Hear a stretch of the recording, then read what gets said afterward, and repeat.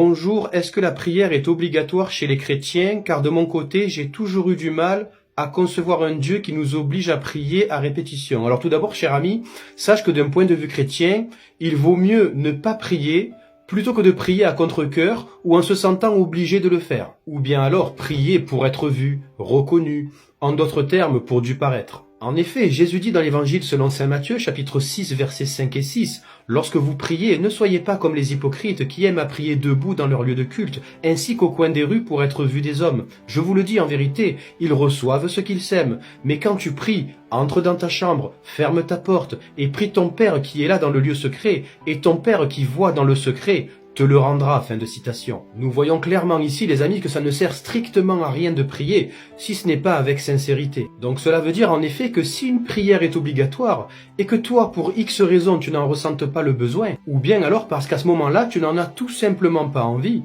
eh bien tu dois quand même aller prier parce que c'est obligatoire. Eh bien d'un point de vue biblique, cher ami, cela n'a aucun sens. De plus, cher ami, sache que la prière chrétienne peut être un acte codifié ou non, collectif ou individuel par lequel on s'adresse à Dieu. La prière chrétienne se réalise donc soit seule, soit en groupe, en tout lieu et en tout temps. Tu peux donc prier où tu veux, à l'heure que tu veux, et de la manière que tu veux.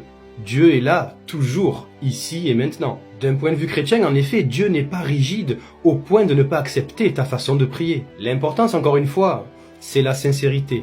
Ceci dit, il existe 3 types de prières.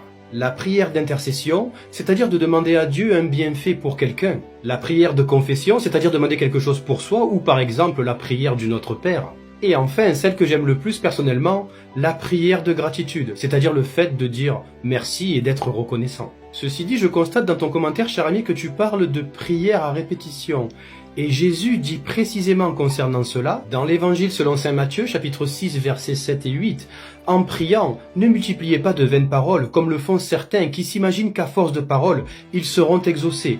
Ne leur ressemblez pas, car votre Père sait de quoi vous avez besoin, avant même que vous le lui demandiez. » Fin de citation. Nous voyons là en effet que pour Jésus, il est inutile de répéter comme des robots, sans sincérité du cœur. Et concernant la sincérité, les amis, je vous partage ce magnifique verset qui vient des Psaumes, chapitre 145, verset 18, où il est dit « L'Éternel est près de tous ceux qui font appel à lui, tous ceux qui font appel à lui avec sincérité. » Fin de citation. Belle soirée les amis, que Dieu accorde vos prières et bien évidemment, vive la France.